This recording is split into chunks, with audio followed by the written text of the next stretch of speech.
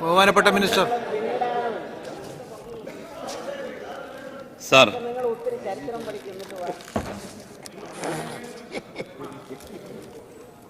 ഈ ഭേദഗതിയുമായി ബന്ധപ്പെട്ട് പല അംഗങ്ങളും ഇവിടെ ചർച്ചയിൽ പങ്കെടുക്കുകയുണ്ടായി. ശ്രീ അനിൽ അക്കരയാണ് ആദ്യമായിട്ട് ചർച്ചയിൽ പങ്കെടുത്തത്. അദ്ദേഹം ഉന്നയിച്ച ആദ്യത്തെ ആക്ഷേപം ഇതാരെയോ ഉന്നം വെച്ച് കൊണ്ടുവരുന്ന ബില്ലാണ് എന്നാണ്. ഒരുപക്ഷെ UDFന്റെ ഒരു സഹജതയിൽ നിന്ന് അദ്ദേഹത്തിന് തോന്നിയ ഒരു വികാരമാകാം അത്.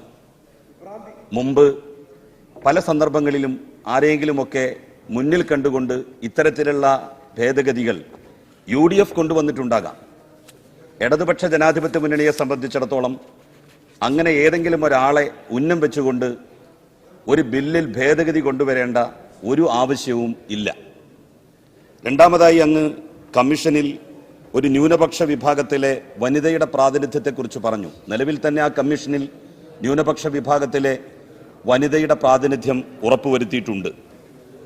ശബരിനാഥ് ചർച്ചയിൽ പങ്കെടുത്തുകൊണ്ട് പറഞ്ഞ ഒരു കാര്യം, 3 അംഗങ്ങളാണ് കമ്മീഷനിൽ ഉള്ളത്. അതിൽ 2 പേരെ നിയമിച്ചു കഴിഞ്ഞിട്ടുണ്ട്. റിട്ടയേർഡ് വിജിലൻസ് ജഡ്ജ് ഹനീഫയാണ് ഈ കമ്മീഷന്റെ ഇപ്പോഴത്തെ ചെയർമാൻ. മുൻ കൺസ്യൂമർ കോടതി member Kottayam advocate Bindu Thomas ആണ് ഇതിലെ ഒരംഗം. വേറെ ഒരാളെ നിയമിച്ചു, അത് സാധൂകരിക്കാൻ വേണ്ടിയാണ് ഈ ബില്ല് കൊണ്ടുവരുന്നത് എന്നുള്ള രീതിയിൽ അങ്ങ് പറഞ്ഞത് ശരിയല്ല.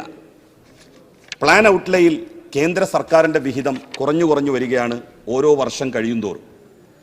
കഴിഞ്ഞ വർഷം കേന്ദ്ര സർക്കാരിൽ നിന്ന് ന്യൂനപക്ഷ വിഭാഗത്തിന്റെ വെൽഫെയറിന് സംസ്ഥാന ഗവൺമെന്റുകൾക്ക് കിട്ടിയ വിഹിതം ഈ സാമ്പത്തിക വർഷം ലഭിച്ചിട്ടില്ല.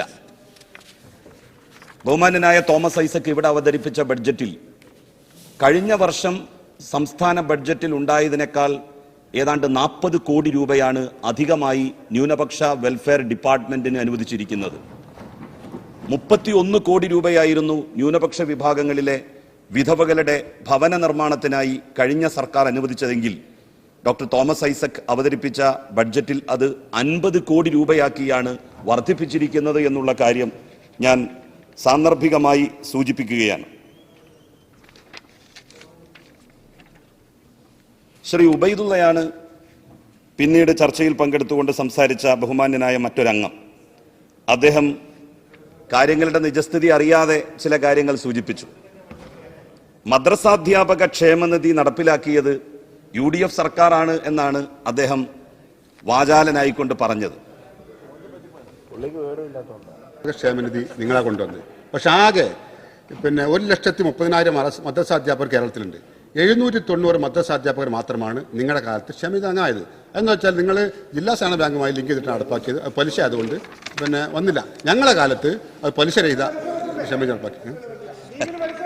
ഞാൻ പറയാം അതാണ് സത്യത്തിൽ. അത് ഉബൈദുള്ള പറഞ്ഞത് വളരെ നന്നായി. പാലുളി കമ്മീഷൻ ശുപാർശയിലാണ് മദ്രസാധ്യാപകർക്ക് ക്ഷേമനിധി ഏർപ്പെടുത്തണം എന്ന് പറഞ്ഞുള്ള ആദ്യത്തെ ഒരു ശുപാർശ വരുന്നത്. എത്രയോ കാലങ്ങളായി മുസ്ലിം ലീഗ് ഭരണത്തിലുണ്ടായിരുന്നു. മദ്രസാധ്യാപകരും നമ്മളുടെ നാട്ടിലുണ്ടായിരുന്നു. മദ്രസാധ്യാപകർ VSന്റെ ഭരണകാലത്ത് പൊട്ടിജനിച്ച ഒരു വിഭാഗമായിരുന്നില്ലല്ലോ. 10,000-കണക്കിന് വരുന്ന മദ്രസാധ്യാപകർ അവരുടെ ക്ഷേമവുമായി ബന്ധപ്പെട്ട കാര്യങ്ങൾ, സർക്കാരിൽ നിന്ന് അവർക്ക് ലഭിക്കേണ്ട ആനുകൂല്യങ്ങൾ, ഇതേക്കുറിച്ചൊന്നും ഒരു ആലോചന പോലും നടന്നിരുന്നില്ല. പാലുളി കമ്മീഷന്റെ ശുപാർശയിലാണ് മദ്രസാധ്യാപക ക്ഷേമനിധിയുടെ രൂപീകരണത്തെക്കുറിച്ച് പറഞ്ഞതും അത് രൂപീകരിക്കുന്ന ബില്ല് ഈ സഭയിൽ കൊണ്ടുവന്നതും. അന്ന് ആ സർക്കാർ മദ്രസാധ്യാപകർക്ക് ഒരു ക്ഷേമനിധി ഏർപ്പെടുത്തിയപ്പോ അതിൽ മദ്രസാധ്യാപകർ അംഗങ്ങളാകും എന്ന് കണ്ട് മുസ്ലിം ലീഗിന്റെ കൂടി കാർമ്മികത്വത്തിൽ നടത്തിയ വലിയ പ്രചരണം അതെന്തായിരുന്നു? പലിശ തീറ്റിപ്പിക്കാൻ വേണ്ടിയിട്ടാണ് ഇടതുപക്ഷ സർക്കാർ ഒരുങ്ങിയിരിക്കുന്നത്. മദ്രസാധ്യാപകന്മാരെ നിങ്ങളാരും ആ ക്ഷേമനിധിയിൽ അംഗമാകരുത്, അങ്ങനെയല്ലേ നിങ്ങൾ നടത്തിയത്? അല്ലല്ല, ഒരിക്കലുമല്ല. ഇപ്പൊ അതെങ്ങനെയാണ് മുന്നോട്ട് പോകുന്നത്? ഈ നാട്ടിലെ ഒരു ക്ഷേമനിധിയും ഏതെങ്കിലും ഒരു ധനകാര്യ സ്ഥാപനവുമായി ബന്ധപ്പെടാതെ നമുക്ക് നടത്താൻ കഴിയോ? മുസ്ലിം ലീഗ് തന്നെ എത്രയോ ധനകാര്യ സ്ഥാപനങ്ങളുടെ സഹകരണ ബാങ്കുകളുടെ അമരത്തിരിക്കുന്നു. ലീഗിന്റെ പ്രമാണിമാർക്ക് ബാങ്കുകളുടെ അമരത്തിരിക്കാം. പാവപ്പെട്ട മദ്രസാധ്യാപകർക്ക് ബാങ്കിന്റെ സമീപത്ത് പോലും പോയിക്കൂടാ എന്നുള്ള നിലപാട് നിങ്ങളെടുത്തത് എന്തിനു വേണ്ടിയാണ്? മുസ്ലിം ലീഗിനെ സംബന്ധിച്ച്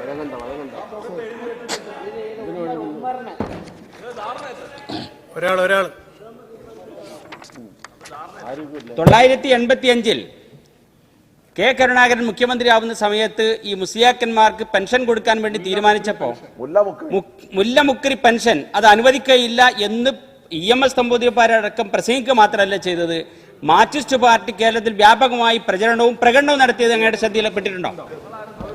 അതുകൊണ്ടാണോ അന്ന് ആ സർക്കാർ അത് ഏർപ്പെടുത്താതിരുന്നത്? മദ്രസാധ്യാപകർക്ക് ക്ഷേമനിധി കൊണ്ടുവരാതിരുന്നത്? കമ്മ്യൂണിസ്റ്റ് പാർട്ടിയുടെ ഏതെങ്കിലും ഒരു നേതാവ് അങ്ങനെ പറയുമെന്ന് ആരെങ്കിലും വിശ്വസിക്കുന്നുണ്ടോ? നമുക്ക് വിശ്വസിക്കാൻ കഴിയൂ?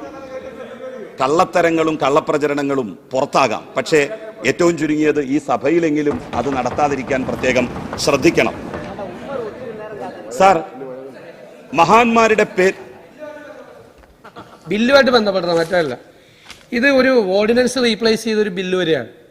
അപ്പോൾ ഓർഡിനൻസ് എന്തിനാണ് കൊണ്ടുവന്നതെന്ന് വ്യക്തമാക്കേണ്ട ബാധ്യത ഗവൺമെന്റിനുണ്ട് ബില്ല് റീപ്ലേസ് ചെയ്യുമ്പോൾ.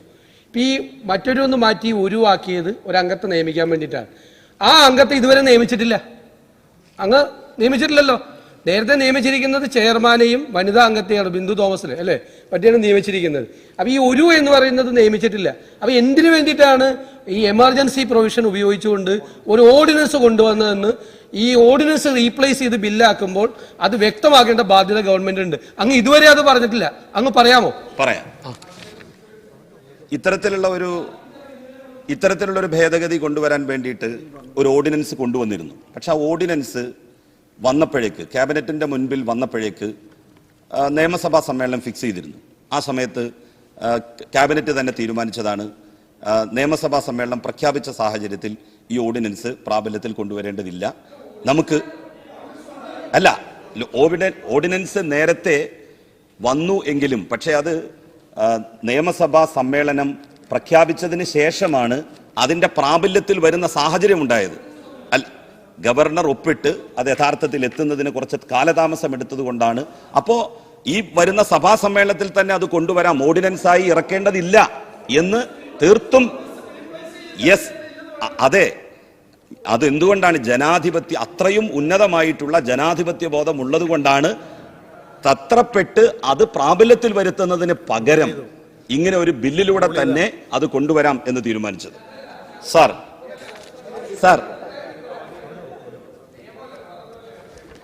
നിയമം റീപ്ലേസ് ചെയ്യാണ്, ഓർഡിനൻസ് റീപ്ലേസ് ചെയ്യാണ്. ഓർഡിനൻസ് പ്രൊമൾഗേറ്റ് ചെയ്തതിന് ശേഷം എന്താണ് അതിന്റെ എമർജൻസി അപ്പോൾ ഉണ്ടായിരുന്നത് എന്നാണെങ്കിൽ അന്ന് നിയമിച്ചിരുന്നുവെങ്കിൽ അന്നൊരു എമർജൻസി ഉണ്ടായിരുന്നു. ഇത് ഓർഡിനൻസ് അനുസരിച്ചുള്ള അംഗത്തെ ഈ ഒരു എന്ന് മാറ്റിയ അംഗത്തെ നിയമിച്ചിട്ടില്ല. അതുകൊണ്ട് ഓർഡിനൻസ് എന്തിനാണ് ഇറക്കിയത് എന്നുള്ളതിന്റെ ഒരു ന്യായീകരണം, ജസ്റ്റിഫിക്കേഷൻ ഗവൺമെന്റിന് ഉള്ള കോൺസ്റ്റിറ്റ്യൂഷണൽ ആയിട്ടുള്ള ബാധ്യതയാണ്. അത് പറയേണ്ടത്. അത് ചെയ്തിട്ടില്ല എന്ന് ഞാൻ പറയുന്നത്. ആ ജസ്റ്റിഫിക്കേഷൻ ഗവൺമെന്റ് സർക്കാരിനെ സംബന്ധിച്ചിടത്തോളം ഈ വിഷയം ചെയർ റൂൾ ചെയ്തിരുന്നു. പൈലറ്റ് ചെയ്ത സമയത്ത് തന്നെ പറഞ്ഞോളൂ. ഈ സർക്കാരിന് അങ്ങനെ ഏതെങ്കിലും ഒരാളെ വെക്കാനാണ് തത്രപ്പെട്ട് എന്നുണ്ടെങ്കിൽ താങ്കൾ പറഞ്ഞതുപോലെ ഒരാളെ നിയമിക്കാമായിരുന്നല്ലോ. ഞങ്ങൾ ഇങ്ങനെ ഒരു ബില്ല് പെട്ടെന്ന് തന്നെ ഇവിടെ കൊണ്ടുവരേണ്ട കാര്യമില്ലായിരുന്നല്ലോ. സാർ, പിന്നെ ബഹുമാന്യനായ ഉബൈദ് പറഞ്ഞത് മഹാന്മാരുടെ പേരിട്ട് ഒരുപാട് പദ്ധതികൾ LDF സർക്കാർ കൊണ്ടുവന്നു എന്നല്ലാതെ പുതിയതൊന്നും കൊണ്ടുവന്നില്ല എന്നാണ്. മഹാന്മാരുടെ പേരിട്ട് ഒരു പദ്ധതിയെയും ഈ ഗവൺമെന്റ് അവതാളത്തിലാക്കില്ല. മഹാന്മാരുടെ പേരിട്ടുകൊണ്ട് മഹാന്മാരായിട്ടുള്ള ആളുകളുടെ ചിന്താഗതികൾക്കെതിരായി പ്രവർത്തിക്കുന്നത് ആരാണ് എന്ന് ഉബൈദുള്ളക്ക് എന്നെക്കാൾ അധികം അറിയാം. മുസ്ലിം ലീഗിന്റെ പരിണതപ്രജ്ഞനായിട്ടുള്ള ഒരു നേതാവ് കൊളത്തൂർ ടി മുഹമ്മദ് മൗലവി, അദ്ദേഹം എപ്പോഴും മുസ്ലിം ലീഗിന്റെ ക്ലാസ്സുകളിൽ പറയാറുണ്ടായിരുന്നു, മഹാന്മാരുടെ പേരിട്ടുകൊണ്ട് പലരും എയ്ഡഡ് വിദ്യാഭ്യാസ സ്ഥാപനങ്ങൾ തുടങ്ങി, പക്ഷേ അതിലൊക്കെ തന്നെ അഴിമതി നടത്തുന്നു. അദ്ദേഹം പരസ്യമായി പറഞ്ഞിട്ടുണ്ട്, മഹാന്മാരുടെ പേരിടുന്നതിന് പകരം അവനവന്റെ വാപ്പാരുടെ പേരിട്ടുകൊണ്ട് സ്ഥാപനങ്ങൾ നടത്തി എന്ത് തോന്നിവാസവും നിങ്ങൾ കാട്ടിക്കോളൂ എന്ന്. ഏതായാലും അത്തരത്തിലുള്ള ഒരു ദുർഗതി ഈ പദ്ധതികളുടെ അത്തരത്തിലുള്ള ഒരു ദുർഗതി ഈ പദ്ധതികൾക്കൊന്നും ഉണ്ടാവില്ല എന്ന് ഞാൻ ഉബൈദുള്ളയെ ഓർമ്മിപ്പിക്കുകയാണ്. പിന്നെ അദ്ദേഹം പറഞ്ഞു താനൂർ സംഭവത്തിന്റെ ഉത്തരവാദി ആരാണ്? മിനിസ്റ്റർ അങ്ങോട്ട് നോക്കണ്ട സാർ. താനൂർ സംഭവത്തിന്റെ ഉത്തരവാദി ആരാണ് സാർ? താനൂരിൽ മറ്റേതെങ്കിലും മതവിഭാഗക്കാരല്ല വന്നിട്ട് അവിടെ അക്രമങ്ങൾ നടത്തുന്നത്.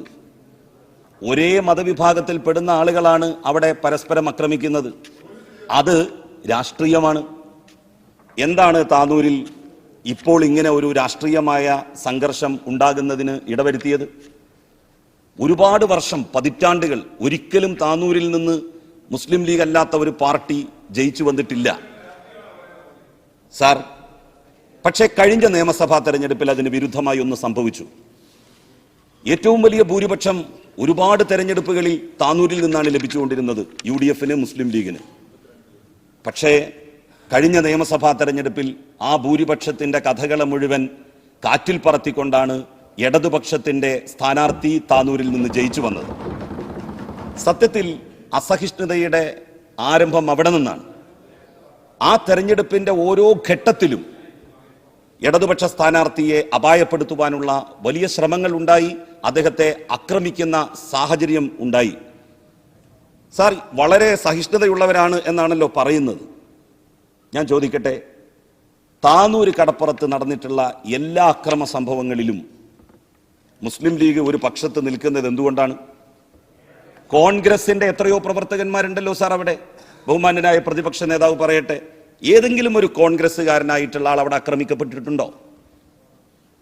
അവിടെ ഇടതുപക്ഷ സ്ഥാനാർത്ഥി ജയിച്ചു എന്നുള്ളത് അംഗീകരിക്കാൻ കഴിയാത്ത ആളുകൾ അക്രമം അഴിച്ചുവിടുകയാണ്. നിങ്ങളെ ഞങ്ങൾ ആക്രമിച്ച് ശരിപ്പെടുത്തി ഞങ്ങളുടെ വഴിയിലേക്ക് കൊണ്ടുവരും എന്ന് പറയുമ്പോൾ, അങ്ങനെ ആക്രമിച്ച ആരെയും ഒരു വഴിയിലേക്കും കൊണ്ടുപോകാൻ ഞങ്ങൾ സമ്മതിക്കില്ല എന്ന് അവിടുത്തെ ഒരു കൂട്ടം ആളുകൾ പറഞ്ഞാൽ അതിൽ എന്താണ് സാർ തെറ്റ്? അങ്ങനെ പറയില്ലേ? ഇത്തരത്തിലുള്ള ഫാഷിസ്റ്റ് നിലപാടുകൾ അംഗീകരിക്കാതെ പൊരുതി നിൽക്കുന്ന ആളുകളെ സപ്പോർട്ട് ചെയ്യല്ലേ സാർ വേണ്ടത്? സർ, ഈ തെരഞ്ഞെടുപ്പിന് ശേഷം അവിടെ മാത്രമല്ലല്ലോ, മങ്കടയിലും പെരിന്തൽമണ്ണയിലും എല്ലാം ഏകപക്ഷീയമായി മുസ്ലിം ലീഗ് പ്രവർത്തകന്മാർക്ക് നേരെ അക്രമം നടന്നിട്ടുണ്ട്. CPM-ന്റെ ജില്ലാ സെക്രട്ടറി അടക്കം ഉള്ള ആളുകൾ കഴിഞ്ഞ ദിവസം താനൂര് ചെന്നപ്പോൾ പോലീസ് നടപടികൾക്കെതിരായി മൊഴി കൊടുത്തവർ ലീഗുകാർ മാത്രമാണെന്നാണോ താങ്കൾ ഈ സഭയോട് പറയുന്നത്? സ്വാഭാവിക മിനിസ്റ്റർ, ബഹുമാനപ്പെട്ട മിനിസ്റ്റർ, ബഹുമാനപ്പെട്ട മിനിസ്റ്റർ. സാർ,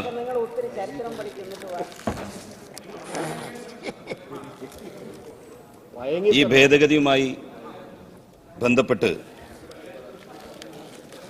പല അംഗങ്ങളും ഇവിടെ ചർച്ചയിൽ പങ്കെടുക്കുകയുണ്ടായി. ശ്രീ അനിൽ അക്കരയാണ് ആദ്യമായിട്ട് ചർച്ചയിൽ പങ്കെടുത്തത്. അദ്ദേഹം ഉന്നയിച്ച ആദ്യത്തെ ആക്ഷേപം ഇതാരെയോ ഉന്നം വെച്ച് കൊണ്ടുവരുന്ന ബില്ലാണ് എന്നാണ്. ഒരുപക്ഷെ UDF-ന്റെ ഒരു സഹജതയിൽ നിന്ന് അദ്ദേഹത്തിന് തോന്നിയ ഒരു വികാരമാകാം അത്. മുമ്പ് പല സന്ദർഭങ്ങളിലും ആരെങ്കിലുമൊക്കെ മുന്നിൽ കണ്ടുകൊണ്ട് ഇത്തരത്തിലുള്ള ഭേദഗതികൾ UDF കൊണ്ടുവന്നിട്ടുണ്ടാകാം. ഇടതുപക്ഷ ജനാധിപത്യ മുന്നണിയെ സംബന്ധിച്ചിടത്തോളം അങ്ങനെ ഏതെങ്കിലും ഒരാളെ ഉന്നം വെച്ചുകൊണ്ട് ഒരു ബില്ലിൽ ഭേദഗതി കൊണ്ടുവരേണ്ട ഒരു ആവശ്യവും ഇല്ല. രണ്ടാമതായി, അങ്ങ് കമ്മീഷനിൽ ഒരു ന്യൂനപക്ഷ വിഭാഗത്തിലെ വനിതയുടെ പ്രാതിനിധ്യത്തെക്കുറിച്ച് പറഞ്ഞു. നിലവിൽ തന്നെ ആ കമ്മീഷനിൽ ന്യൂനപക്ഷ വിഭാഗത്തിലെ വനിതയുടെ പ്രാതിനിധ്യം ഉറപ്പുവരുത്തിയിട്ടുണ്ട്. ശബരിനാഥ് ചർച്ചയിൽ പങ്കെടുത്തുകൊണ്ട് പറഞ്ഞ ഒരു കാര്യം, 3 അംഗങ്ങളാണ് കമ്മീഷനിൽ ഉള്ളത്. അതിൽ 2 പേരെ നിയമിച്ചു കഴിഞ്ഞിട്ടുണ്ട്.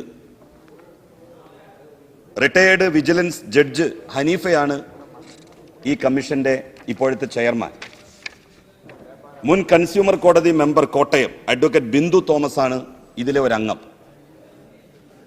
വേറെ ഒരാളെ നിയമിച്ചു, അത് സാധൂകരിക്കാൻ വേണ്ടിയാണ് ഈ ബില്ല് കൊണ്ടുവരുന്നത് എന്നുള്ള രീതിയിൽ അങ്ങ് പറഞ്ഞത് ശരിയല്ല. പ്ലാൻ ഔട്ട്ലേയിൽ കേന്ദ്ര സർക്കാരിന്റെ വിഹിതം കുറഞ്ഞു വരികയാണ് ഓരോ വർഷം കഴിയുന്തോറും.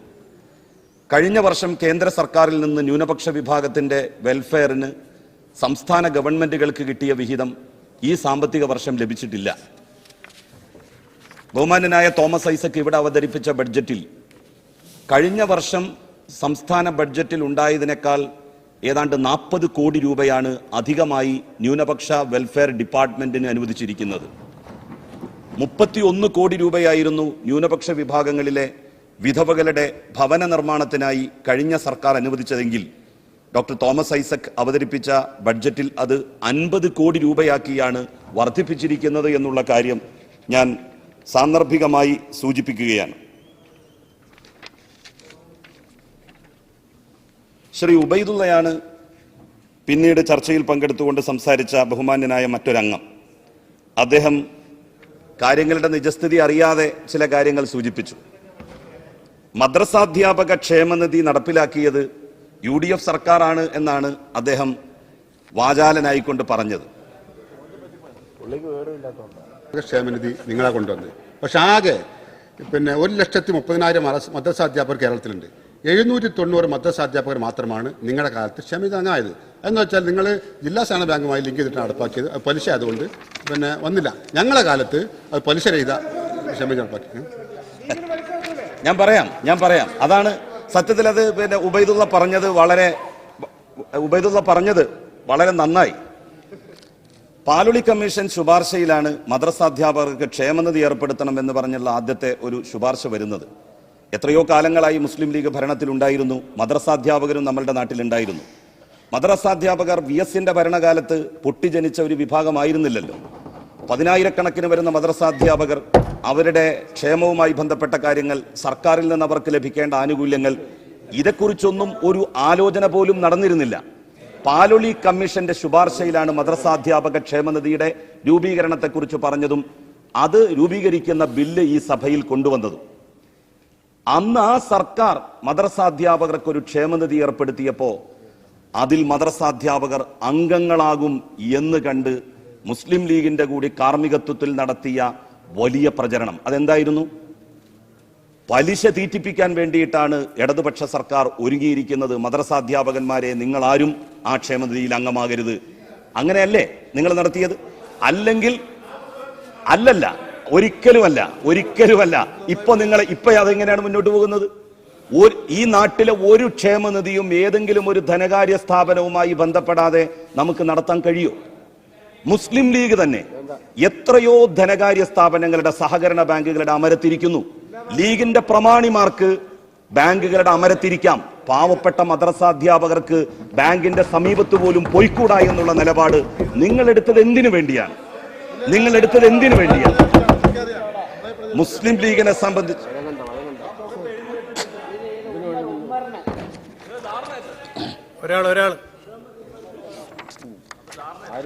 1985-ൽ കെ കരുണാകരൻ മുഖ്യമന്ത്രിയാവുന്ന സമയത്ത് ഈ മുസ്ലിയാക്കന്മാർക്ക് പെൻഷൻ കൊടുക്കാൻ വേണ്ടി തീരുമാനിച്ചപ്പോൾ മുല്ലമുക്കരി പെൻഷൻ അത് അനുവദിക്കുകയില്ല എന്ന് EMS നമ്പൂതിരിപ്പാരടക്കം പ്രസംഗിക്കുക മാത്രമല്ല ചെയ്തത്, മാർക്സിസ്റ്റ് പാർട്ടി കേരളത്തിൽ വ്യാപകമായി പ്രചരണവും പ്രകടനവും നടത്തിയത് അങ്ങയുടെ ശ്രദ്ധയിൽപ്പെട്ടിട്ടുണ്ടോ? അതുകൊണ്ടാണോ അന്ന് ആ സർക്കാർ അത് ഏർപ്പെടുത്താതിരുന്നത്? മദ്രസാധ്യാപകർക്ക് ക്ഷേമനിധി കൊണ്ടുവരാതിരുന്നത്? കമ്മ്യൂണിസ്റ്റ് പാർട്ടിയുടെ ഏതെങ്കിലും ഒരു നേതാവ് അങ്ങനെ പറയുമെന്ന് ആരെങ്കിലും വിശ്വസിക്കുന്നുണ്ടോ? നമുക്ക് വിശ്വസിക്കാൻ കഴിയുമോ? കള്ളത്തരങ്ങളും കള്ളപ്രചരണങ്ങളും പുറത്താകാം, പക്ഷേ ഏറ്റവും ചുരുങ്ങിയത് ഈ സഭയിലെങ്കിലും അത് നടത്താതിരിക്കാൻ പ്രത്യേകം ശ്രദ്ധിക്കണം. സാർ, മഹാന്മാരുടെ ബില്ലുമായിട്ട് ബന്ധപ്പെട്ടത് മറ്റല്ല. ഇത് ഒരു ഓർഡിനൻസ് റീപ്ലേസ് ചെയ്തൊരു ബില്ല് വരെയാണ്. അപ്പോൾ ഓർഡിനൻസ് എന്തിനാണ് കൊണ്ടുവന്നതെന്ന് വ്യക്തമാക്കേണ്ട ബാധ്യത ഗവൺമെന്റിനുണ്ട് ബില്ല് റീപ്ലേസ് ചെയ്യുമ്പോൾ. ഇപ്പം ഈ മറ്റൊരു ഒന്ന് മാറ്റി ഒഴിവാക്കിയത് ഒരു അംഗത്തെ നിയമിക്കാൻ വേണ്ടിയിട്ടാണ്. ആ അംഗത്തെ ഇതുവരെ നിയമിച്ചിട്ടില്ലല്ലോ. നേരത്തെ നിയമിച്ചിരിക്കുന്നത് ചെയർമാനെയും വനിതാ അംഗത്തെയാണ്, ബിന്ദു തോമസിനെ അല്ലേ പറ്റിയാണ് നിയമിച്ചിരിക്കുന്നത്. അപ്പോൾ ഈ ഒരു എന്ന് പറയുന്നത് നിയമിച്ചിട്ടില്ല. അപ്പോൾ എന്തിനു വേണ്ടിയിട്ടാണ് ഈ എമർജൻസി പ്രൊവിഷൻ ഉപയോഗിച്ചുകൊണ്ട് ഒരു ഓർഡിനൻസ് കൊണ്ടുവന്നതെന്ന് ഈ ഓർഡിനൻസ് റീപ്ലേസ് ചെയ്ത് ബില്ലാക്കുമ്പോൾ അത് വ്യക്തമാക്കേണ്ട ബാധ്യത ഗവൺമെന്റ് ഉണ്ട്. അങ്ങ് ഇതുവരെ അത് പറഞ്ഞിട്ടില്ല. അങ്ങ് പറയാമോ? പറയാം. ഇത്തരത്തിലുള്ള ഒരു ഇത്തരത്തിലുള്ള ഒരു ഭേദഗതി കൊണ്ടുവരാൻ വേണ്ടിയിട്ട് ഒരു ഓർഡിനൻസ് കൊണ്ടുവന്നിരുന്നു. പക്ഷെ ആ ഓർഡിനൻസ് വന്നപ്പോഴേക്ക്, ക്യാബിനറ്റിന്റെ മുൻപിൽ വന്നപ്പോഴേക്ക് നിയമസഭാ സമ്മേളനം ഫിക്സ് ചെയ്തിരുന്നു. ആ സമയത്ത് ക്യാബിനറ്റ് തന്നെ തീരുമാനിച്ചതാണ് നിയമസഭാ സമ്മേളനം പ്രഖ്യാപിച്ച സാഹചര്യത്തിൽ ഈ ഓർഡിനൻസ് പ്രാബല്യത്തിൽ കൊണ്ടുവരേണ്ടതില്ല. നമുക്ക് അല്ല, ഓർഡിനൻസ് നേരത്തെ വന്നു എങ്കിലും പക്ഷേ അത് നിയമസഭാ സമ്മേളനം പ്രഖ്യാപിച്ചതിന് ശേഷമാണ് അതിന്റെ പ്രാബല്യത്തിൽ വരുന്ന സാഹചര്യം ഉണ്ടായത്. ഗവർണർ ഒപ്പിട്ട് അത് യഥാർത്ഥത്തിൽ എത്തുന്നതിന് കുറച്ച് കാലതാമസം എടുത്തത് കൊണ്ടാണ്. അപ്പോ ഈ വരുന്ന സഭാ സമ്മേളനത്തിൽ തന്നെ അത് കൊണ്ടുവരാം, ഓർഡിനൻസായി ഇറക്കേണ്ടതില്ല എന്ന് തീർത്തും യെസ്, അതെ. അത് എന്തുകൊണ്ടാണ്? അത്രയും ഉന്നതമായിട്ടുള്ള ജനാധിപത്യ ബോധം ഉള്ളത് കൊണ്ടാണ് തത്രപ്പെട്ട് അത് പ്രാബല്യത്തിൽ വരുത്തുന്നതിന് പകരം ഇങ്ങനെ ഒരു ബില്ലിലൂടെ തന്നെ അത് കൊണ്ടുവരാം എന്ന് തീരുമാനിച്ചത്. സാർ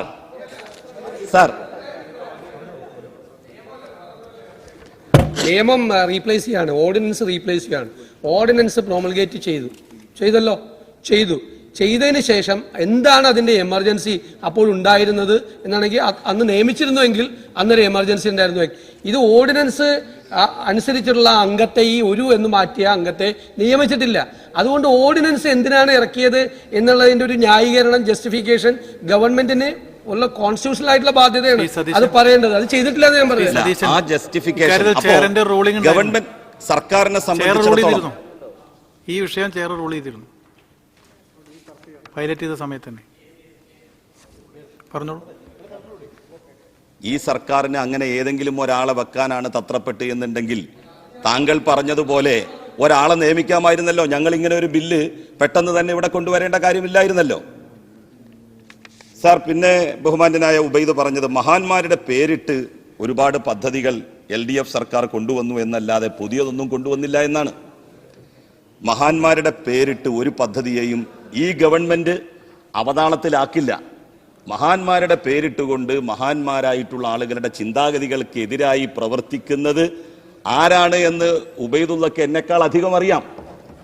മുസ്ലിം ലീഗിന്റെ പരിണതപ്രജ്ഞനായിട്ടുള്ള ഒരു നേതാവ് കൊളത്തൂർ ടി മുഹമ്മദ് മൗലവി, അദ്ദേഹം എപ്പോഴും മുസ്ലിം ലീഗിന്റെ ക്ലാസ്സുകളിൽ പറയാറുണ്ടായിരുന്നു, മഹാന്മാരുടെ പേരിട്ടുകൊണ്ട് പലരും എയ്ഡഡ് വിദ്യാഭ്യാസ സ്ഥാപനങ്ങൾ തുടങ്ങി, പക്ഷേ അതിലൊക്കെ തന്നെ അഴിമതി നടത്തുന്നു. അദ്ദേഹം പരസ്യമായി പറഞ്ഞിട്ടുണ്ട്, മഹാന്മാരുടെ പേരിടുന്നതിന് പകരം അവനവന്റെ വാപ്പാരുടെ പേരിട്ടുകൊണ്ട് സ്ഥാപനങ്ങൾ നടത്തി എന്ത് തോന്നിവാസവും നിങ്ങൾ കാട്ടിക്കോളൂ എന്ന്. ഏതായാലും അത്തരത്തിലുള്ള ഒരു ദുർഗതി ഈ പദ്ധതികളുടെ അത്തരത്തിലുള്ള ഒരു ദുർഗതി ഈ പദ്ധതികൾക്കൊന്നും ഉണ്ടാവില്ല എന്ന് ഞാൻ ഉബൈദുള്ളയെ ഓർമ്മിപ്പിക്കുകയാണ്. പിന്നെ അദ്ദേഹം പറഞ്ഞു, താനൂർ സംഭവത്തിന്റെ ഉത്തരവാദി ആരാണ്? മിനിസ്റ്റർ അങ്ങോട്ട് നോക്കണ്ട സാർ. താനൂർ സംഭവത്തിന്റെ ഉത്തരവാദി ആരാണ് സാർ? താനൂരിൽ മറ്റേതെങ്കിലും മതവിഭാഗക്കാരല്ല വന്നിട്ട് അവിടെ അക്രമങ്ങൾ നടത്തുന്നത്. ഒരേ മതവിഭാഗത്തിൽ പെടുന്ന ആളുകളാണ് അവിടെ പരസ്പരം ആക്രമിക്കുന്നത്. അത് രാഷ്ട്രീയമാണ്. എന്താണ് താനൂരിൽ ഇപ്പോൾ ഇങ്ങനെ ഒരു രാഷ്ട്രീയമായ സംഘർഷം ഉണ്ടാകുന്നതിന് ഇടവരുത്തിയത്? ഒരുപാട് വർഷം, പതിറ്റാണ്ടുകൾ ഒരിക്കലും താനൂരിൽ നിന്ന് മുസ്ലിം ലീഗ് അല്ലാത്ത ഒരു പാർട്ടി ജയിച്ചു വന്നിട്ടില്ല സാർ. പക്ഷേ കഴിഞ്ഞ നിയമസഭാ തെരഞ്ഞെടുപ്പിൽ അതിന് വിരുദ്ധമായി ഒന്ന് സംഭവിച്ചു. ഏറ്റവും വലിയ ഭൂരിപക്ഷം ഒരുപാട് തെരഞ്ഞെടുപ്പുകളിൽ താനൂരിൽ നിന്നാണ് ലഭിച്ചുകൊണ്ടിരുന്നത് UDFന്, മുസ്ലിം ലീഗിന്. പക്ഷേ കഴിഞ്ഞ നിയമസഭാ തെരഞ്ഞെടുപ്പിൽ ആ ഭൂരിപക്ഷത്തിന്റെ കഥകളെ മുഴുവൻ കാറ്റിൽ പറത്തിക്കൊണ്ടാണ് ഇടതുപക്ഷത്തിന്റെ സ്ഥാനാർത്ഥി താനൂരിൽ നിന്ന് ജയിച്ചു വന്നത്. സത്യത്തിൽ അസഹിഷ്ണുതയുടെ ആരംഭം അവിടെ നിന്നാണ്. ആ തെരഞ്ഞെടുപ്പിന്റെ ഓരോ ഘട്ടത്തിലും ഇടതുപക്ഷ സ്ഥാനാർത്ഥിയെ അപായപ്പെടുത്തുവാനുള്ള വലിയ ശ്രമങ്ങൾ ഉണ്ടായി, അദ്ദേഹത്തെ ആക്രമിക്കുന്ന സാഹചര്യം ഉണ്ടായി. സാർ, വളരെ സഹിഷ്ണുതയുള്ളവരാണ് എന്നാണല്ലോ പറയുന്നത്. ഞാൻ ചോദിക്കട്ടെ, താനൂര് കടപ്പുറത്ത് നടന്നിട്ടുള്ള എല്ലാ അക്രമ സംഭവങ്ങളിലും മുസ്ലിം ലീഗ് ഒരു പക്ഷത്ത് നിൽക്കുന്നത് എന്തുകൊണ്ടാണ്? കോൺഗ്രസിന്റെ എത്രയോ പ്രവർത്തകന്മാരുണ്ടല്ലോ സാർ അവിടെ. ബഹുമാന്യനായ പ്രതിപക്ഷ നേതാവ് പറയട്ടെ, ഏതെങ്കിലും ഒരു കോൺഗ്രസ്സുകാരനായിട്ടുള്ള ആൾ അവിടെ ആക്രമിക്കപ്പെട്ടിട്ടുണ്ടോ? അവിടെ ഇടതുപക്ഷ സ്ഥാനാർത്ഥി ജയിച്ചു എന്നുള്ളത് അംഗീകരിക്കാൻ കഴിയാത്ത ആളുകൾ അക്രമം അഴിച്ചുവിടുകയാണ്. നിങ്ങളെ ഞങ്ങൾ ആക്രമിച്ച് ശരിപ്പെടുത്തി ഞങ്ങളുടെ വഴിയിലേക്ക് കൊണ്ടുവരും എന്ന് പറയുമ്പോൾ അങ്ങനെ ആക്രമിച്ച ആരെയും ഒരു വഴിയിലേക്കും കൊണ്ടുപോകാൻ ഞങ്ങൾ സമ്മതിക്കില്ല എന്ന് അവിടുത്തെ ഒരു കൂട്ടം ആളുകൾ പറഞ്ഞാൽ അതിൽ എന്താണ് സാർ തെറ്റ്? അങ്ങനെ പറയില്ലേ? ഇത്തരത്തിലുള്ള ഫാഷിസ്റ്റ് നിലപാടുകൾ അംഗീകരിക്കാതെ പൊരുതി നിൽക്കുന്ന ആളുകളെ സപ്പോർട്ട് ചെയ്യല്ലേ സാർ വേണ്ടത്? സർ, ഈ തെരഞ്ഞെടുപ്പിന് ശേഷം അവിടെ മാത്രമല്ലല്ലോ, മങ്കടയിലും പെരിന്തൽമണ്ണയിലും എല്ലാം ഏകപക്ഷീയമായി മുസ്ലിം ലീഗ് പ്രവർത്തകന്മാർക്ക് നേരെ അക്രമം നടന്നിട്ടുണ്ട്. CPM-ന്റെ ജില്ലാ സെക്രട്ടറി അടക്കം ഉള്ള ആളുകൾ കഴിഞ്ഞ ദിവസം താനൂര് ചെന്നപ്പോൾ പോലീസ് നടപടികൾക്കെതിരായി മൊഴി കൊടുത്തവർ ലീഗുകാർ മാത്രമാണെന്നാണോ താങ്കൾ ഈ സഭയോട് പറയുന്നത്? സ്വാഭാവികമാണോ സംഭവിക്കുക? അത് അവിടെയും സംഭവിച്ചിട്ടുണ്ടാവാം, ഞാനത് നിഷേധിക്കുന്നില്ല. പക്ഷേ അവിടെ അക്രമ സംഭവങ്ങൾ ആരംഭിക്കുന്നത് ആരാണ്? അവിടുത്തെ ഏറ്റവും വലിയ പാർട്ടി ആരാണ്? മുസ്ലിം ലീഗ് അല്ലേ? മുസ്ലിം ലീഗ് വിചാരിച്ചാൽ അവിടെ അക്രമങ്ങൾ അവസാനിപ്പിക്കാൻ സാധിക്കില്ലേ? സാധിക്കുമെന്നാണ് എൻ്റെ അഭിപ്രായം. പിന്നെ ഇവിടെ പറഞ്ഞു സാർ, ബി ജെ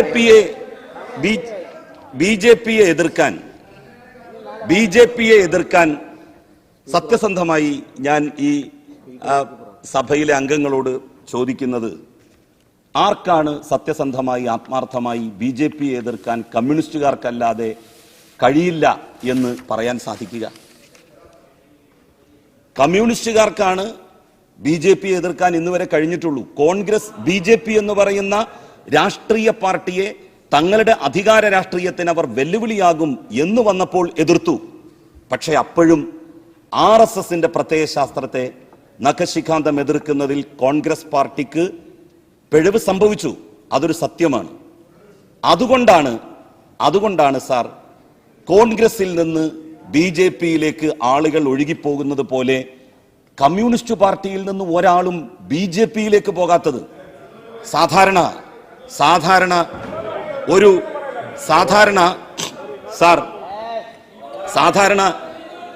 ഒരു മുസ്ലിം കുടുംബത്തിൽ ഒരു കുട്ടി ജനിച്ചാൽ അവന്റെ ചെവിയിൽ ബാങ്കുലി നാദമാണ് ഉയർത്താറ്. ഒരു കമ്മ്യൂണിസ്റ്റ് കുടുംബത്തിൽ ഒരു കുട്ടി ജനിച്ചാൽ RSSന്റെ പ്രത്യയശാസ്ത്ര വിരുദ്ധതയാണ് അവിടെ ആലപിക്കാറ്, ആ കുടുംബത്തിലെ അംഗത്തിന് ചൊല്ലിക്കൊടുക്കാറ്. അതുകൊണ്ടാണ് പ്രത്യയശാസ്ത്രപരമായിട്ടുള്ള യുദ്ധം RSSനെതിരായി നടത്തുന്നതിൽ കോൺഗ്രസും ലീഗും UDFന് സാധിച്ചിട്ടില്ല. അതുകൊണ്ട് തന്നെയാണ് പലപ്പോഴും അവരുമായിട്ടൊരു കോംപ്രമൈസ് ചെയ്യേണ്ടി വന്നിട്ടുള്ളത് എന്നുള്ളതല്ലേ സാർ യാഥാർത്ഥ്യം? സാർ, കണ്ണൂരിൽ നടന്ന അക്രമ സംഭവങ്ങളുമായി ബന്ധപ്പെട്ട് ഒരു സർവകക്ഷി യോഗം കണ്ണൂരിൽ വിളിക്കുകയുണ്ടായി മുഖ്യമന്ത്രി സ്ഥാനത്ത്. അതിന്റെ തലേ ദിവസം തിരുവനന്തപുരം മസ്കറ്റ് ഹോട്ടലിൽ RSS നേതാക്കളും മുഖ്യമന്ത്രിയും എല്ലാം യോഗം ചേർന്നു. സാർ സാർ സാർ പറയണ്ട സാർ സാർ സാർ സാർ തീർന്നില്ല സാർ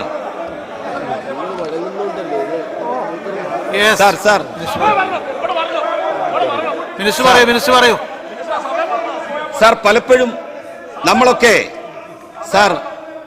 പറയാറുണ്ട്, പലരും പറയാറുണ്ട്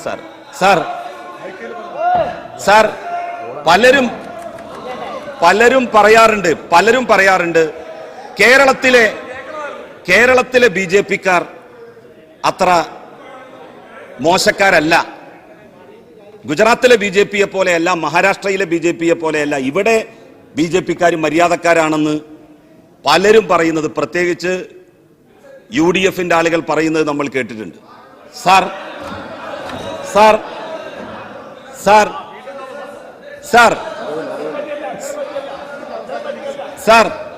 എന്താണ്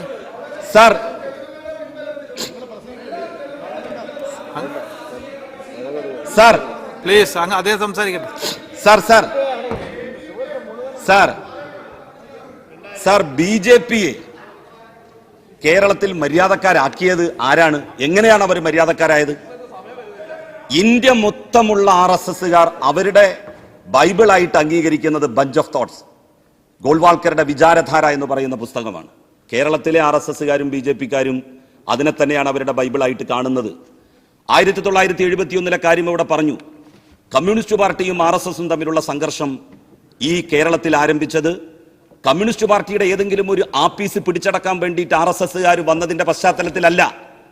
ബാബറി മസ്ജിദ് തകർത്ത് ഇന്ത്യയിൽ ഡൽഹിയിൽ അധികാരത്തിൽ BJP വന്നതുപോലെ കേരളത്തിൽ മതധ്രുവീകരണം ലക്ഷ്യമിട്ടുകൊണ്ട് 1971 തലശ്ശേരിയിൽ ഒരു മുസ്ലിം പള്ളി തകർക്കാൻ വേണ്ടി ശ്രമിച്ചപ്പോൾ അതിനെ നെഞ്ചൂക്കോടുകൂടി നേരിട്ടാണ് ആദ്യത്തെ കമ്മ്യൂണിസ്റ്റ് രക്തസാക്ഷി ഉണ്ടായത് RSSുമായിട്ടുള്ള സംഘർഷത്തിൽ. അവിടെ നിന്നാണ് കമ്മ്യൂണിസ്റ്റ് RSS സംഘടനം തുടങ്ങുന്നത്.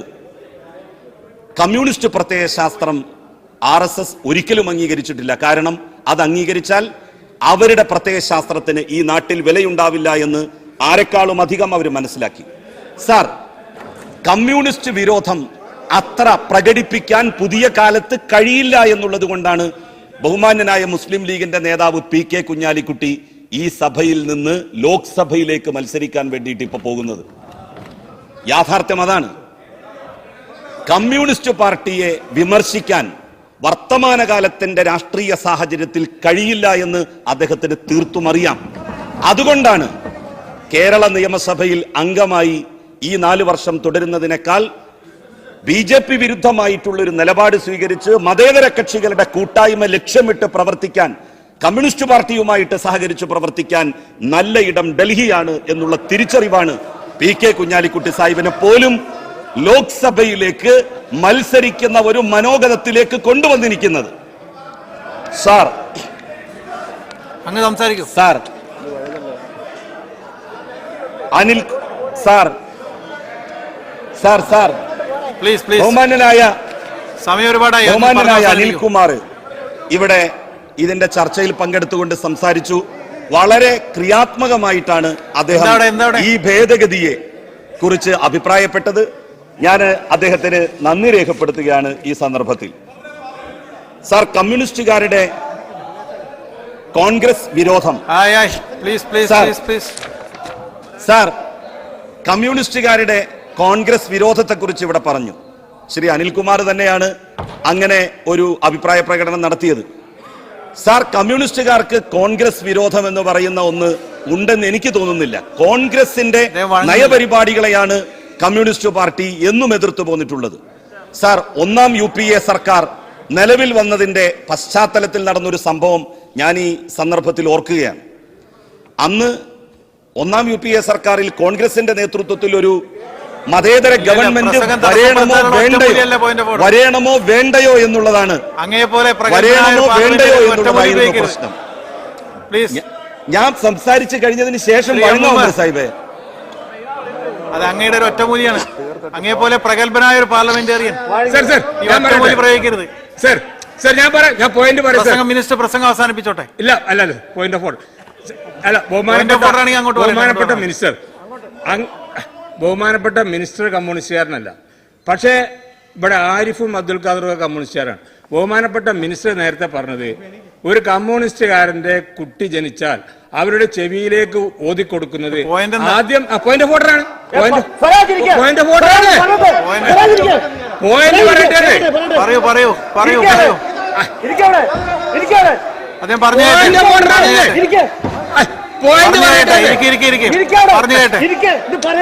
ഞാൻ പറയട്ടെ. Point of order. എനിക്ക് സ്പീക്കർ സമയം തന്നു. പറയൂ പറയൂ. മറുപടി പറയണ്ട, ഇങ്ങോട്ട് പറയൂ.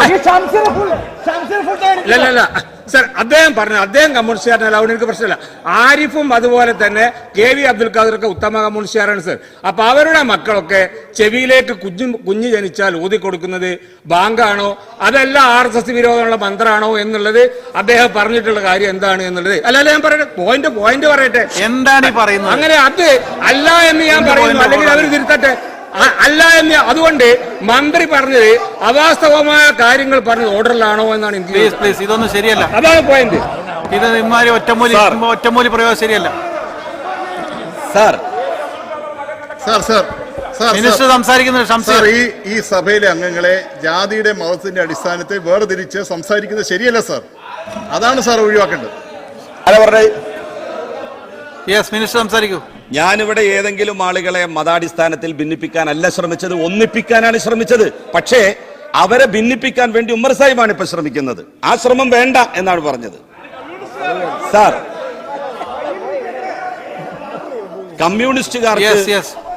കമ്മ്യൂണിസ്റ്റുകാർക്ക് കോൺഗ്രസ് വിരോധം ഇല്ല സാർ. കോൺഗ്രസിന്റെ നയങ്ങളോടും പരിപാടികളോടും മൃദുല ഹിന്ദുത്വ സമീപനത്തോടുമാണ് കമ്മ്യൂണിസ്റ്റ് പാർട്ടി വിയോജിച്ചിട്ടുള്ളത്. ഒന്നാം UPA സർക്കാർ അധികാരത്തിൽ വന്ന സന്ദർഭത്തിൽ കോൺഗ്രസിന്റെ നേതൃത്വത്തിൽ ഒരു ഗവൺമെന്റ് വരണമോ വേണ്ടയോ എന്നുള്ളതിനേക്കാൾ വലിയ പ്രശ്നമായി അന്ന് നിലനിന്നത് സോണിയാഗാന്ധി. അവർ ഇറ്റലിയിൽ ജനിച്ചു. അതുമായി ബന്ധപ്പെട്ട വിവാദമാണ് BJP ഉയർത്തിക്കൊണ്ടുവന്നത്. എല്ലാവരും പകച്ചു നിന്ന ഒരു ഘട്ടത്തിൽ ഇറ്റലിയിൽ ജനിച്ചു എന്നുള്ളത് കൊണ്ട് ഇന്ത്യയുടെ പ്രധാനമന്ത്രിയാകാൻ സോണിയക്ക് അവകാശമില്ല എന്നുള്ള വാദത്തെ അതിശക്തമായി ഖണ്ഡിച്ചുകൊണ്ട് രംഗത്ത് വന്നത് CPIM-ന്റെയും CPI-യുടെയും ഇടതുപക്ഷ നേതാക്കന്മാരായിരുന്നു എന്നുള്ളത് നിങ്ങൾ മറന്നുപോകരുത്. അന്ന് ഒരു ഗവൺമെന്റ് ഉണ്ടാക്കുക എന്നുള്ളതിനേക്കാൾ അപ്പുറം കോൺഗ്രസിന് ലഭിച്ച വലിയൊരു ധാർമ്മിക പിന്തുണയായിരുന്നു കമ്മ്യൂണിസ്റ്റ് പാർട്ടിയിൽ നിന്ന് കിട്ടിയത്. ആ ധാർമ്മിക പിന്തുണയുടെ പിൻബലത്തിലാണ് സോണിയാഗാന്ധി പ്രധാനമന്ത്രി പദം വേണ്ടെന്ന് പോലും തീരുമാനിച്ചത് എന്നുള്ളത് മറക്കരുത് ആരും. അപ്പൊ കമ്മ്യൂണിസ്റ്റ് പാർട്ടിക്ക് കോൺഗ്രസിനോട് ഒരു വിരോധവുമില്ല. കോൺഗ്രസിന്റെ നയപരിപാടികളോട്, മൃദുല ഹിന്ദുത്വ സമീപനങ്ങളോട് ശക്തമായി വിയോജിച്ചുകൊണ്ട് മുന്നോട്ട് പോകുന്നു. സാർ, രാഷ്ട്രീയം ഇതിലേക്ക് കടന്നു വന്നു എന്നുള്ളത് കൊണ്ടാണ് ഈ ബില്ലിന്റെ ചർച്ചയിൽ രാഷ്ട്രീയവും പറയേണ്ടി വന്നത് എന്നുള്ള കാര്യം സൂചിപ്പിച്ചുകൊണ്ട് ഈ ഭേദഗതി ബില്ല് ഞാൻ ഏകകണ്ഠമായി പാസാക്കി തരണം എന്ന് അഭ്യർത്ഥിക്കുന്നു.